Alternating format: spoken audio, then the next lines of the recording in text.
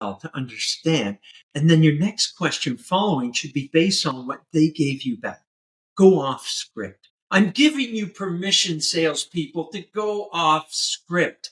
Please don't be a robot. We have AI for that. We don't sell like AI. Let's listen to what's being told to us and follow that pathway. And then when you're done that and the client is quiet, I want them to ask one question. All right, Daniel, you ready for it? One question? Give it to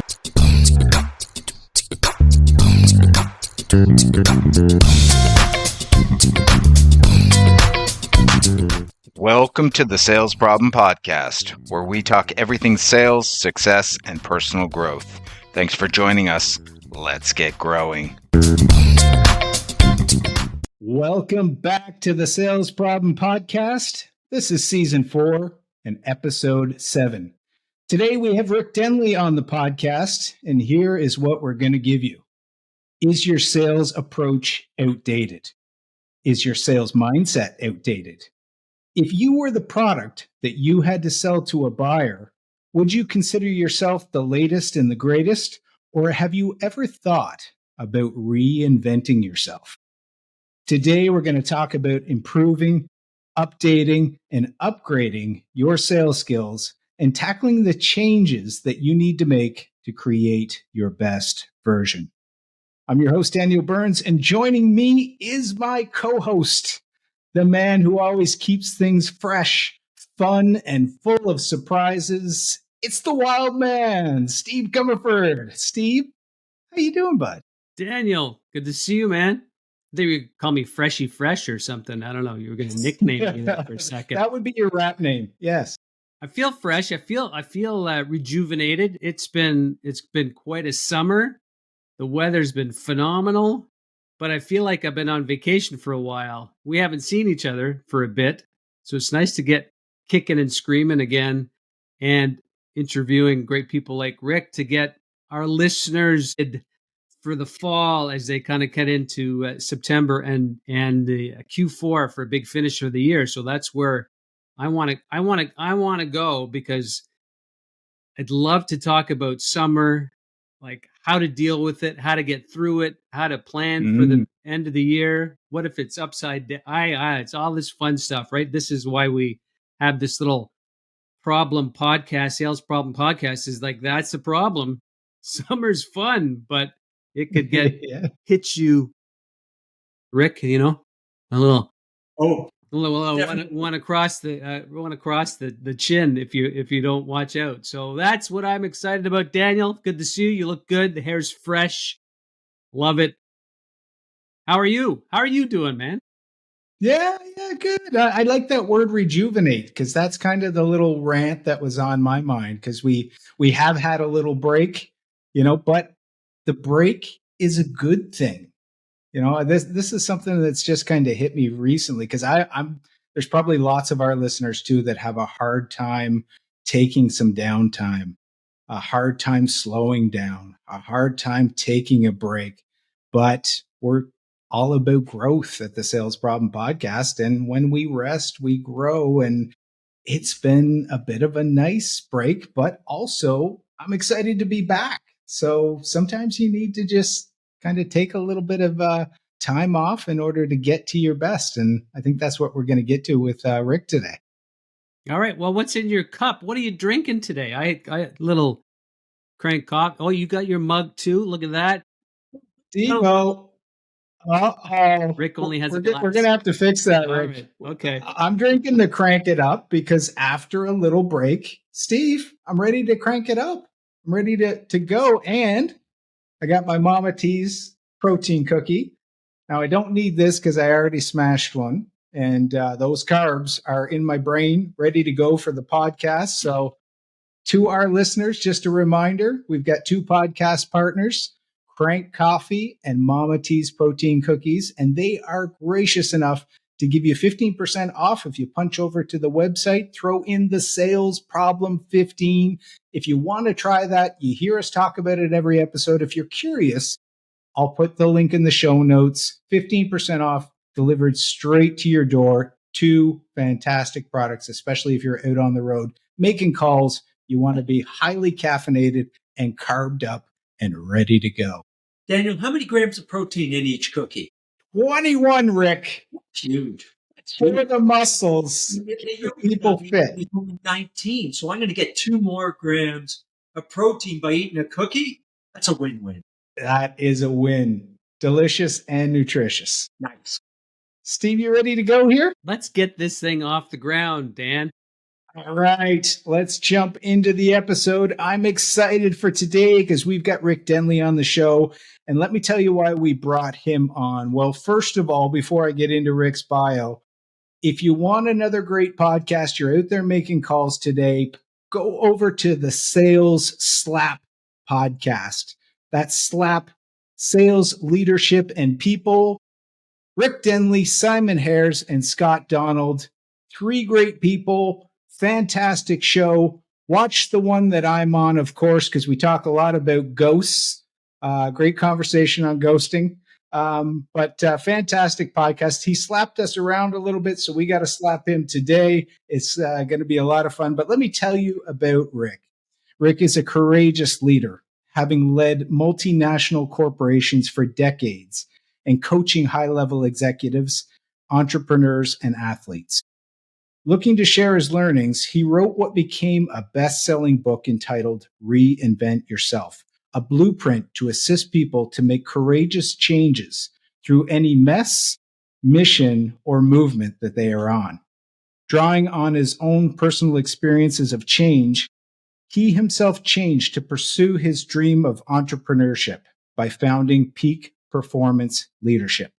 His solopreneur efforts help others grow into the best version of themselves. Rick, I love that. Something in common there. Leveraging his career and life experiences, he shares his successful change growth formula. We want to dive into that today to thousands through his speaking, coaching, and consulting. Rick is a sought-after keynote speaker and renowned coach. Rick's philanthropic efforts as an amateur boxer and triathlete raised funds to end cancer in our lifetime. What a fantastic guest. Let's welcome Rick back because he was on an episode that didn't air. We're getting a second chance to see Rick. Welcome back to our show. How you doing, Rick? Thanks, guys. I'm doing fantastic. And thank you for having me on your show, twice, which is amazing. So I'm glad to be back and hitting this one out of the park. So thank you. Boy, when you read my introduction, it doesn't sound half bad. Exactly. Yeah. It is the Sales Problem Podcast. That was the first problem we've run into, but hey, sometimes you got to fail in order to grow. So Rick, you're going to get a brand new question that I've been dying to ask people because this is the Sales Problem Podcast. And Steve and I started this podcast and we said, what problem do we really want to solve? And that problem is, how do we help salespeople get growth year over year? And that's what led to this podcast. But I want to ask you, what do you think is one of the biggest problems facing the sales industry or salespeople who are listening? And what should they be doing to help solve that problem? Yeah, that's such a great question. And Daniel, it's not just one thing. There's so much on the go right now. And there's so many challenges out there for salespeople and sales leaders as well that tend to work together as a team, or they should be, and collaborating. One of the constants that's always upon us that you mentioned earlier is change. And that is an ongoing thing. So our ability to not just embrace the change, but actually adapt to it and even predict some of it is going to be a huge bonus to us. So that's one thing. But the one I want to talk about today, the one that's the largest problem facing salespeople, is the erosion of meaningful buyer engagement. Meaningful buyer engagement. How do we get these buyers engaged? Look, think about buyers for a minute right now. And we do all the time, right?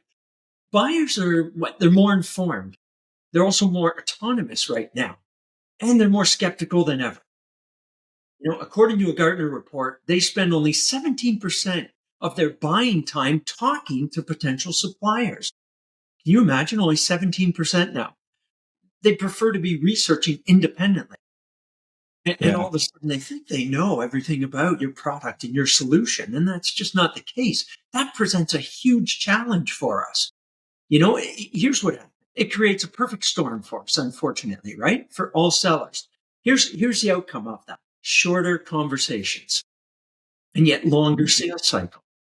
That's what's happening with salespeople right now. Higher expectations for personalized and value add from the salesperson on a regular basis. None of the genericness anymore that we used to be able to get away with.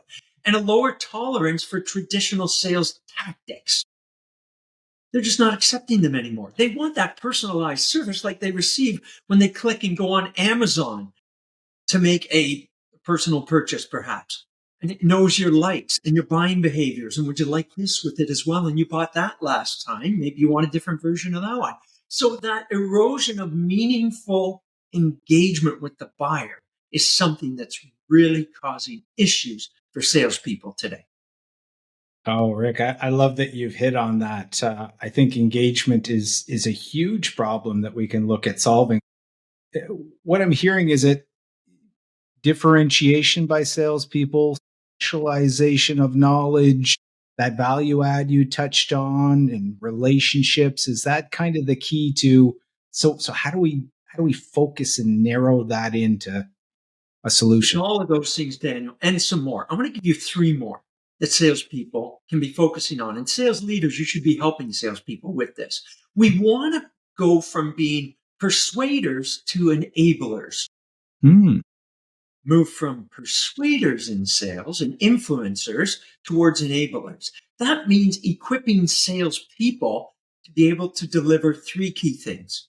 Number 1, quality insights, high quality insights around the industry, around the product, around the solution that they're selling. We know we have to get away from features and benefits. High quality insights to your buyer's industry. Second thing, the ability to build trust faster. We know we have to get know, like, and trust. We have to get to the trust factor very quickly. And how do we do that? We do that by showing our ability and understanding of their industry and their challenges. And with all the knowledge at our fingertips and data, that shouldn't be an issue. It just takes a bit of time and effort. And thirdly, guide buyers through complexity with clarity. We really need to be able to simplify everything that's going on out there and help them simplify. There's a great story about a very successful shoe salesman, and I want to share it with you.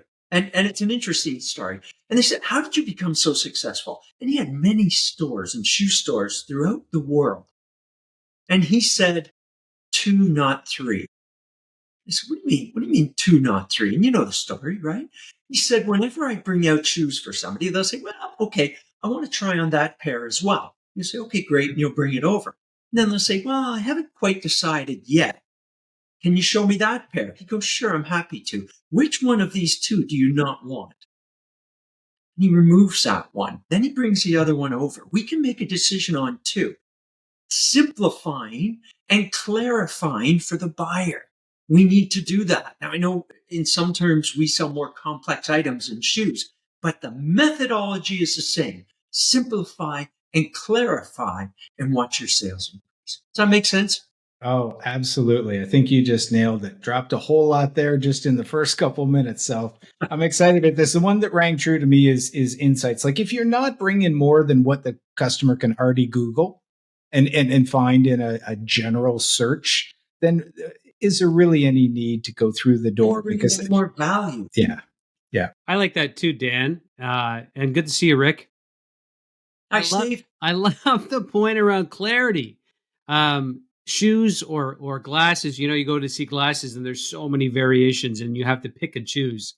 But I find there's too many salespeople that get the request from the customer to say, can you give me a price on this one, this one, this one, this one, and this one? And the salesperson says, okay, I'll give you all 5 options, and never gets to that point of clarity to say, okay, which 2 do you really want to look at? And we'll eliminate the other 3. So I love that little gem.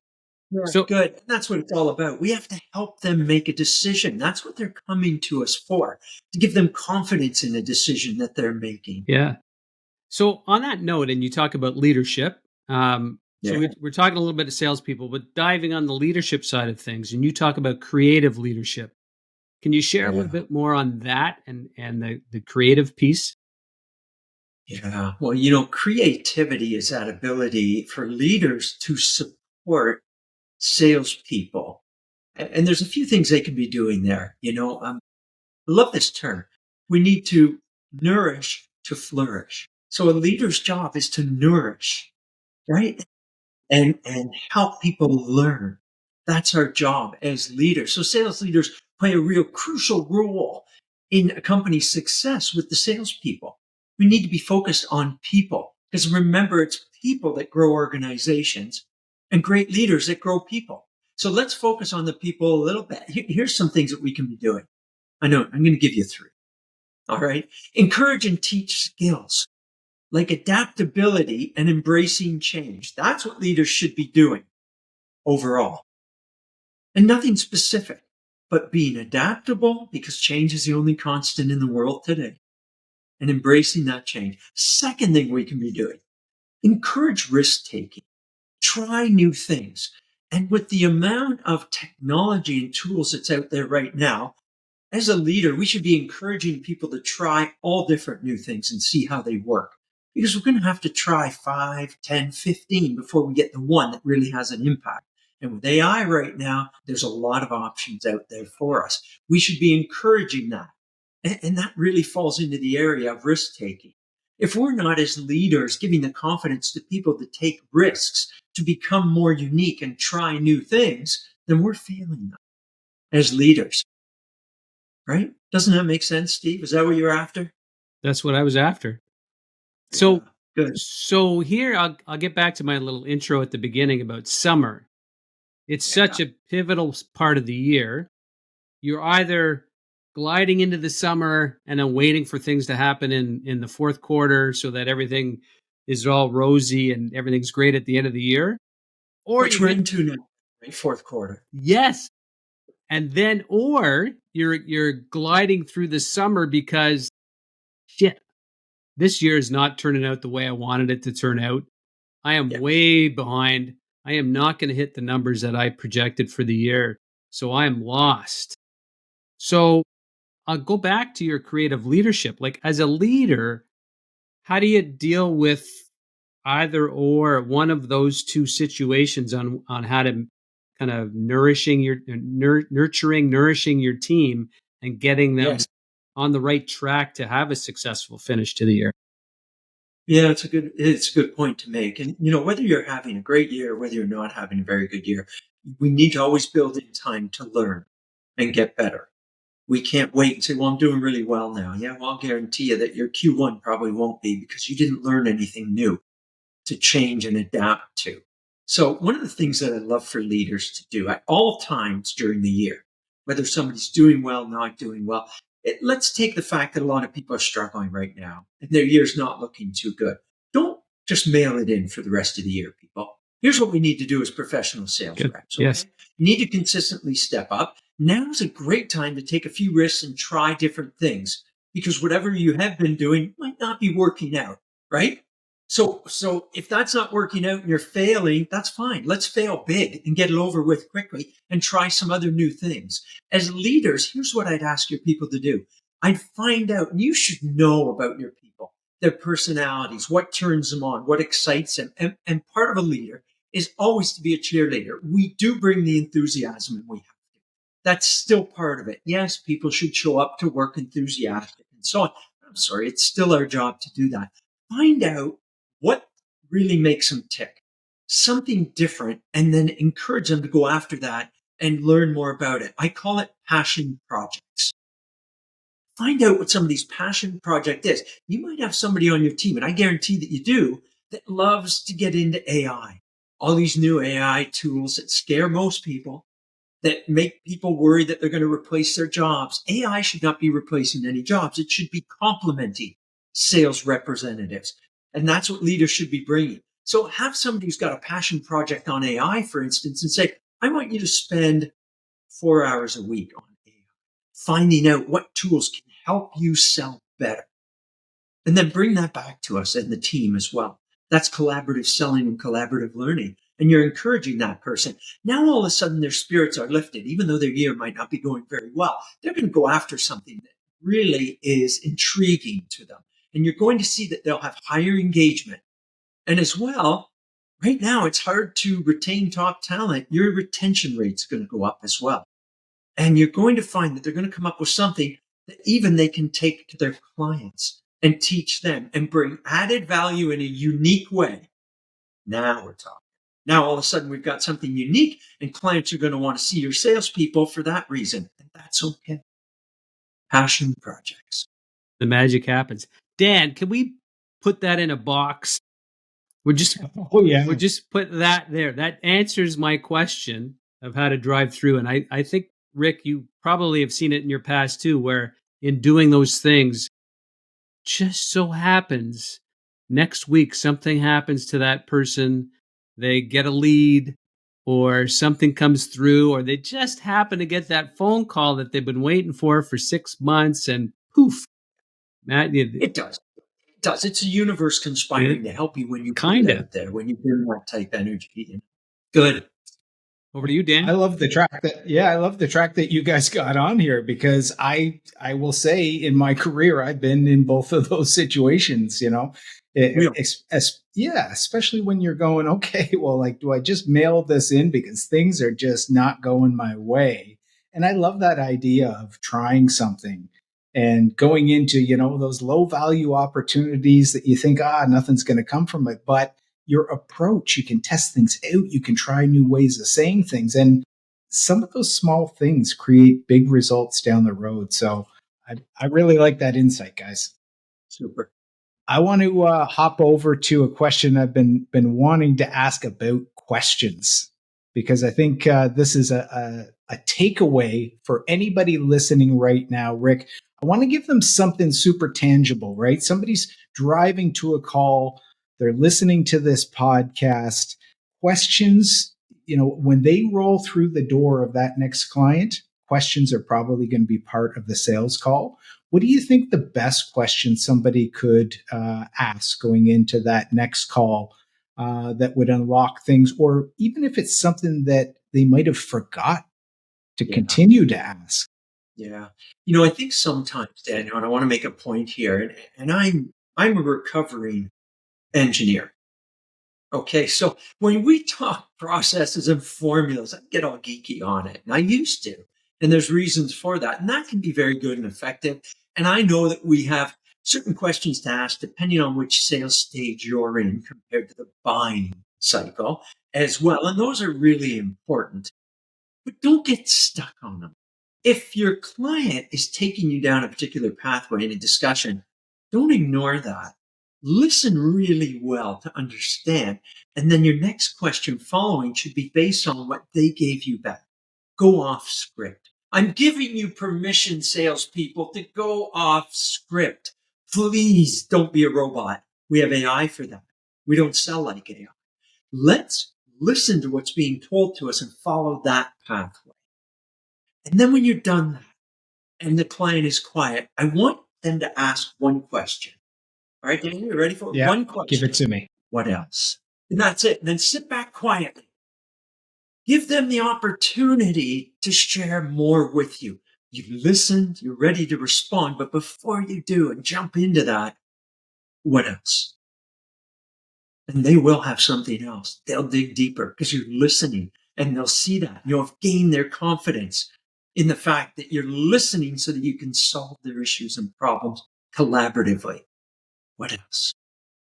I love that. Such a simple but elegant question, because it really pulls on that string and lets them go wherever they're going to go. There's not enough information to answer that specifically. They have to really look and say, okay, what is it that I want to get this person standing in front of me?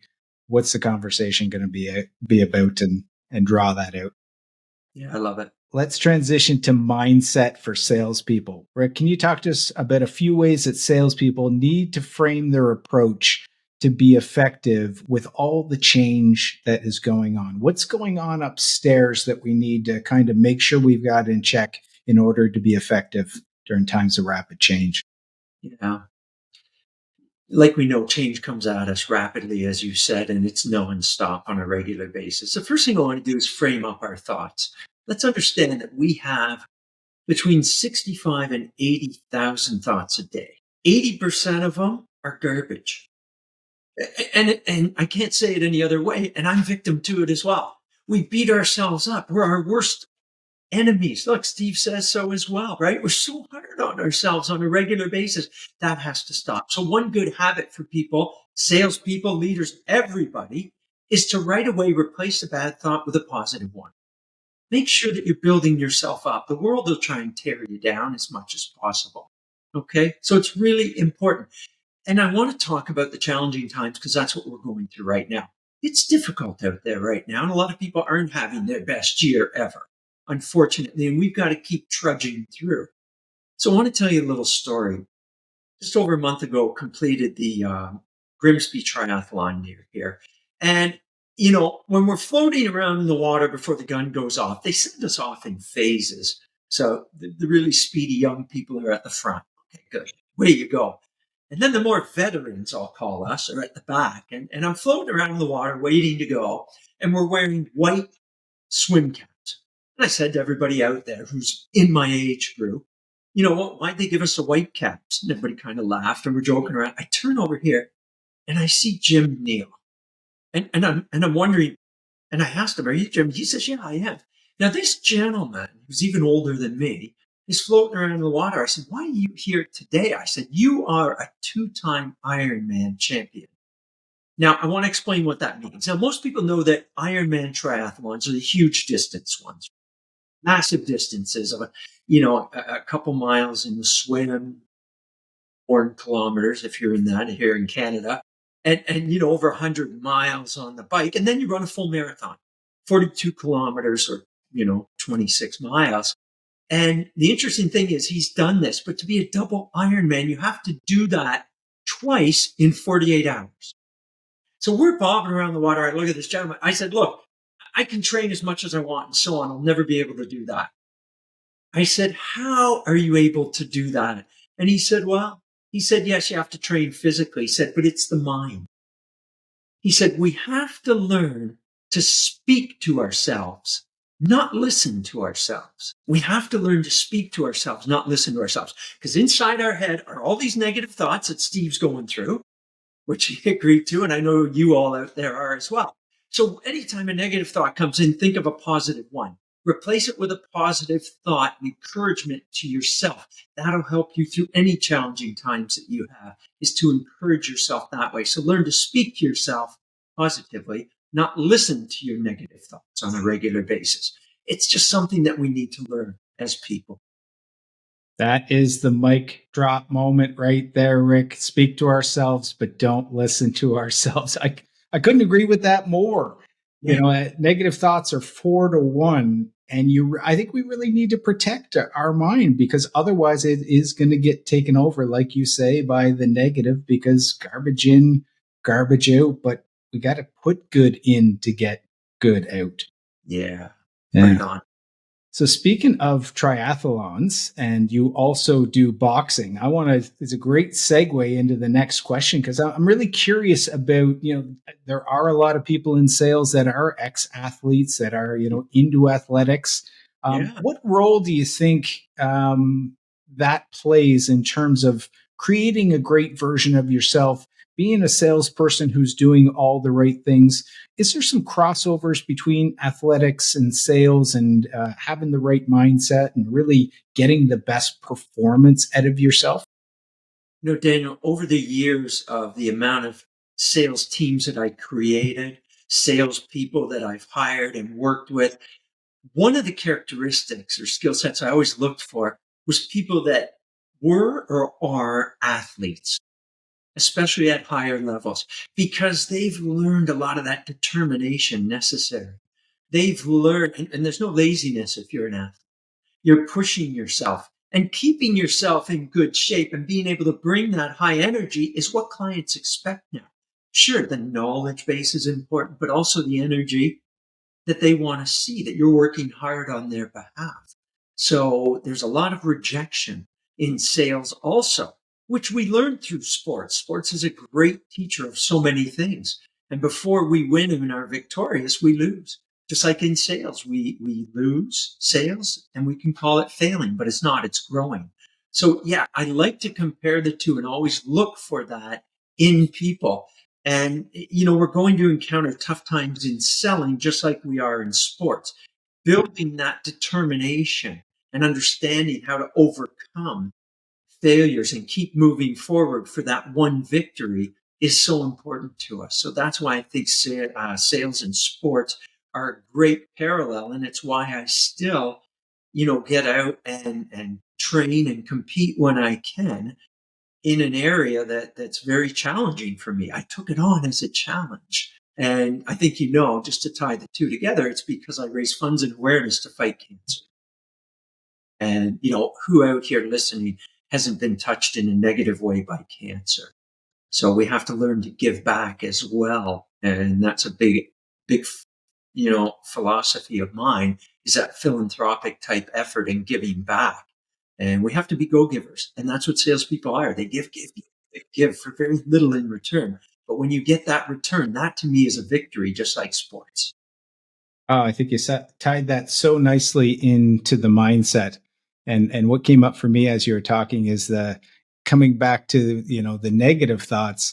Tame the body, tame the mind. Sometimes you're out there, you just have one of those days where nothing's going right. Customers are yelling at you. Stuff doesn't show up. It's a wrong color and all this stuff. And you just need an outlet to dump all that, and hitting the bag, getting on the bike, going for hours, going to the gym, lifting some heavy weights.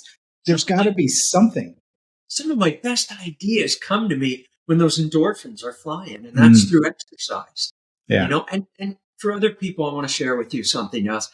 Exercise is the one thing we can control. I can't always control the outcome of a deal, what the buyers are thinking, delivering my product, the competition, but just going for a workout I can control. And that's a nice place to be.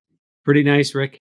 Fun fact for you is this. I actually hired that guy, Daniel Burns, good while ago, 26 years ago, Dan. I think it was 26, 27 years ago. So I think he told me he played rugby. Didn't you play rugby? At university. So I said, oh, okay, I think I'll hire this guy. So I do believe I think he played rugby. But he pulled it off. That's why the thoughts don't always come out clear. I've been knocked around a lot, Steve. Anyway. But you're right. And you know what? It's a huge part in selling. You can't pour from an empty glass, right? We know that. Sales is a high energy profession, just as leadership is. So I want people to make sure that they're in top shape so that they can do what it says up behind Daniel, be the best version of themselves. And I respect, here's one thing people cannot buy that AI cannot emulate or create for you, and that's a fit body.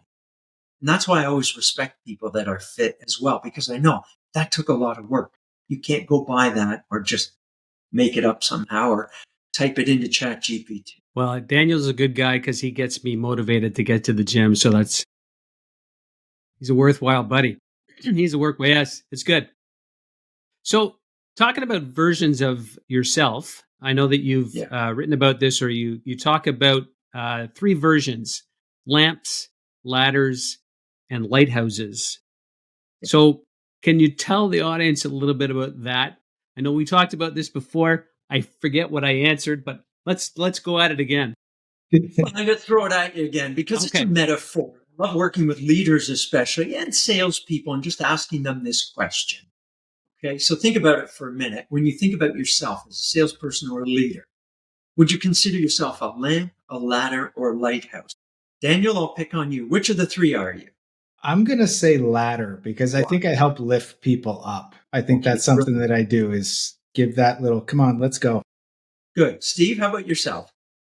I think I'm going with the lighthouse, and maybe for the idea that I guide people away from mistakes or crashing the boat before they, you know, they hit the rocks, that sort of pointing them in the right direction so that they can, Good.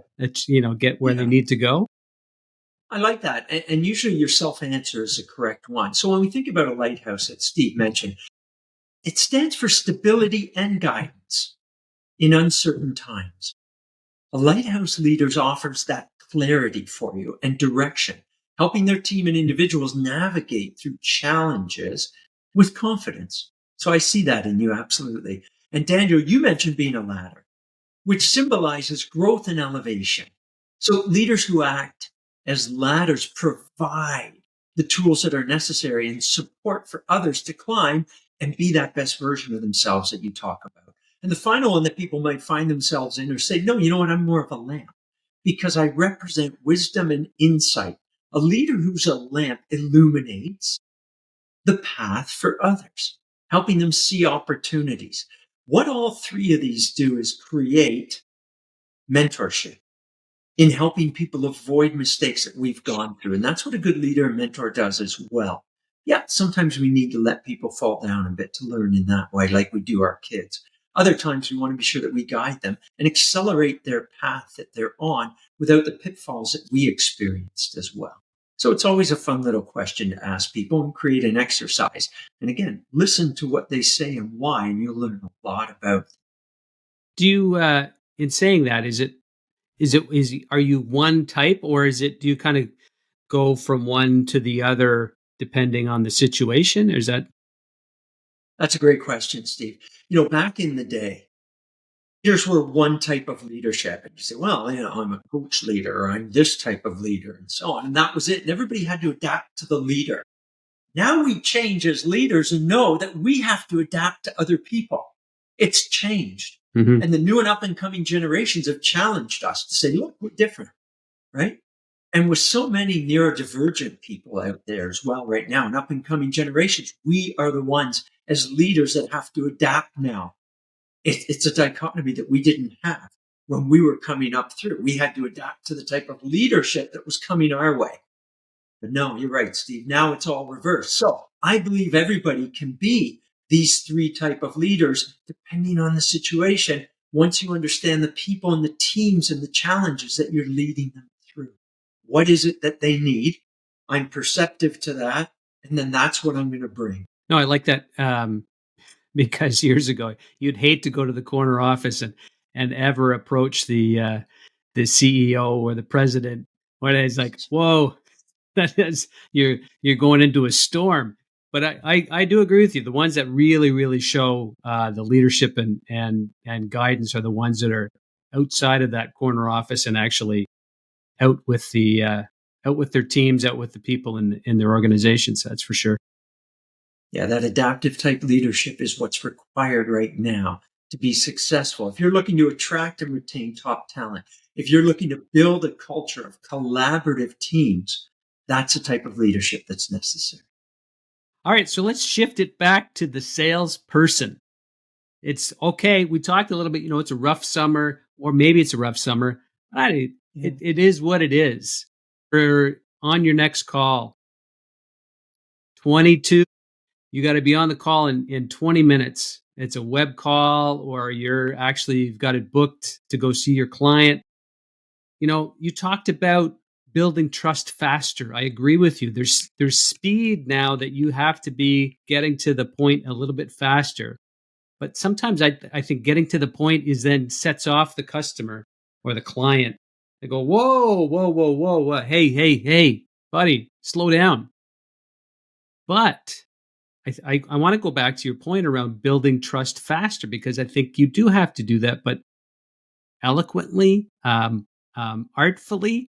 So talk to me. Sorry about the long question, but talk to me about what do you tell that salesperson professional? It's 20 minutes before their call. What's the key there to build trust faster? Let's focus on the person again. Okay, let's focus on people. So the salesperson goes into the call, and whether it be a buyer, an owner in front of them, they're a decision maker of some sort, but they're a person. And everybody's going through something. We know that right now. It's more challenging than ever. Ask that individual, how is all this impacting you as a person? Successful or not successful, getting a solution, buying my product or not aside, how is this impacting you? Show that human side. Empathy is a skill set that we need to work on as salespeople and as leaders. If you can show authentic empathy by asking that question and really wanting to know, how is this impacting you? I don't care about your business and all the other sides of it. How is this impacting you, Daniel? How is this impacting you, Steve? And then again, just listen. Listen to what they have to say. You're caring, you're empathetic. You're going to build that bond between them much faster. And they're subconsciously going to think, this guy really cares. Nobody wants to buy anything from anybody that they don't feel cares about them. If they're only looking at the bottom line and the solution and their dollars and winning the President's Club this year, that doesn't get the sale. Caring about the individual. If I feel that somebody cares about me and how this impacts me, I'm going to be much more open. And you want to accelerate trust? That's the way to do it. Have empathy and ask a big question like that. How does this impact you? Again, Dan, put it in a box. Pop that on the shelf. It's going to be a big box. Just pull it off the shelf. There you go. There's your solution. Thank you, Rick. You're welcome. Yeah, all the answers today, Steve. Get that chef's kiss, hey? Yeah. It's been great. Rick, I just want to dig in quickly here on your book, Reinventing Yourself. I think there's so many people that feel like I've just been doing this for a long time, and maybe I've done it the same way forever, and it's working, but at the same time, I'm feeling maybe a little bit stale. But if I try to reinvent myself, I don't know about that. Customers may not buy that. They know this version of me. The people around me in my environment are going to be like, okay, what's happened to you, bud? How do people kind of tackle that issue if they want to create a new version, but at the same time, they're kind of getting in their own way for quite a while? Yeah. There's many people out there that have a thought of change and something they want to do differently. And the number one reason people don't change and go down that pathway is fear. And it's fear of the reasons that you mentioned, Daniel. It's fear of rejection. It's fear of failure. And we have to get over and past that fear. And one of the ways that I share with people to do so in the book that you mentioned is to communicate what your goals are and why. Put it out there. Anybody close in your circle, even going into customers and say, everything's changing around us so quickly. You must see that. And they'll agree and nod. Say, look, I just want to try different approaches that might help me help you sooner, faster, more efficiently. And I hope you're open to that. So you're setting the stage for it. You're not making excuses. It's not like when I go play pickleball with my buddies and go, my shoulder's really bothering me right now. Oh yeah, here we go. Setting up the excuses early why he's not going to bring the goods. No. You're just communicating to people as to why you're going down this road. And again, they're going to be empathetic because they're going to look at you and go, oh my God, he's got challenges too. You don't want to come off too slick. And we all have to change. Now look, reinvention's a big word. How about micro changes? How about we rephrase it? Micro changes. Just do something a little bit different each day and give that a try. Let's not shock the system too much here. Okay? Micro changes. You want to get your brain. Here, I've got an exercise for you. We got time for a quick exercise? Yeah, let's do it. Okay. Here's the exercise. Anybody still wear a watch? Love timepieces. All right. So, wait. Is that an Apple Watch?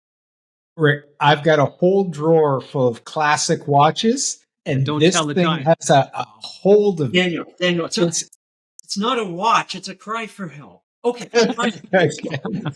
I don't disagree in any way. I had to say, okay. And I don't That's care funny. if you've got on a Rolex, a Timex, an Apple thing, whatever. Take it off. I want you to take it off. Take it off like that. Take it off your wrist. Now I want you to put it on the other wrist. God. Yeah. I Yes, don't know if do. I'll even be able to get this to. You're going to fumble around with it, and it's going to be a little bit difficult. And then you're going to figure it out, and you're going to put it on there. Do that for 21 days. Why? Because we're training the brain that change is okay. Nicely done. That change is okay. Okay. We go through that. Now, the brain has an ability to rewire itself. And the prefrontal cortex of the brain hates change because change it feels is unsafe. So we do little changes, micro changes, and all of a sudden the brain starts to piece together that that's not too bad. I can do that. I'm not going to be too scared of it. Then you're going to get on to bigger changes as well. You're training your brain like you do your muscles. When you first get back into the gym, do you go and grab the 40-pound dumbbells? I doubt it. Maybe you guys do. You start off with the 20s and get back into it again, then the 25s and the 30s. You're training your muscle. Your brain's a muscle. Train it. The change is okay. Don't fear it. Do the small changes like this. When the bigger ones come, you're going to be able to handle them. Micro changes in the way that you approach customers and communicate it well to everybody around you. And you'll get through it. Man, I love it. I love it. You know what this reminds me of too is you brought up pickleball, which I just got into, and didn't I hurt my arm? See? And then I had to start using my left hand, which felt awkward, which was a change I didn't want to make, all due to pickleball. Nobody gives you any, recourse for having a pickleball injury. So I love it. Micro changes. I just have to adapt. That's it. There you go. Rick, we have enjoyed having you on the podcast. Can you tell us where our listeners can find out a little bit more about you, Steve? Hold on a second, Daniel. Hold on a second. Yeah. I learned a really good question earlier in the podcast. And my question to Rick is this. What else? Wow. What else? Did we miss anything? Did we miss anything, Rick? Is there anything else that you would like to share before you get to where can we find you? But thank you for asking. If I really answered that question truthfully, we'd be here all day, all night. So to find out more about what I'd love to share, to tie that back to Daniel's question, rickdenley.com, or look me up on LinkedIn. I'm often posting on the subjects that we're talking about today. There's some papers there as well. People can subscribe to my monthly newsletter where I put out this type of information on a regular basis. And if you need a copy of the book, Reinvent Yourself, pop on over to Amazon and grab it. Awesome. Steve, final insights into today's episode, which was awesome to be back. No, you know what? This was a gem because it's the timing of the year. Rick's message resonates. There are a number of key things that people can walk away with from today's podcast and can use tomorrow to either fail big. I love that, Rick. Like, you're there, you might as well go all in and do what you need to do, or try different things and try something new. So I think it's really appropriate for the time. And I think a lot of the viewers, listeners, however you dial into this program, will get a lot from today. So a lot of value. Thank you, Rick. Really You're welcome. Thank you for having me on. I love jamming with you guys and talking about this stuff and bringing value to your viewers and listeners, which is what it's all about. Yep, that's it. Let me recap some of that value. I've been making notes furiously all through, picking up what you're putting down, Rick. Let me give you a few nuggets for our listeners. 2, not 3. Recommend solutions to clients. Nourish to flourish. Oh, I love that. I might be stealing that one, Rick. People grow organizations and leaders grow people. Don't mail it in this year. Go out there and try something new. Take a new approach. Come on. Leaders, ask, what are your team's passion projects? What are the things that really get them going, that they've got going on in their personal lives? Know more about them. What else? That great question that Steve looped back to. Speak to ourselves, but don't listen to ourselves. Tame the body, tame the mind. People, not products. We need to put empathy first to build trust faster. And the last one, It's time to make some micro changes. Rick. Amazing. That summary was better than ChatGPT. Daniel, Danny. he's like There listening we go. skills off this kid. He's good. Wow. Rick, today you helped us solve the sales problem and you gave our listeners some new knowledge that they need to thrive and succeed. You have helped them grow by enhancing what they know.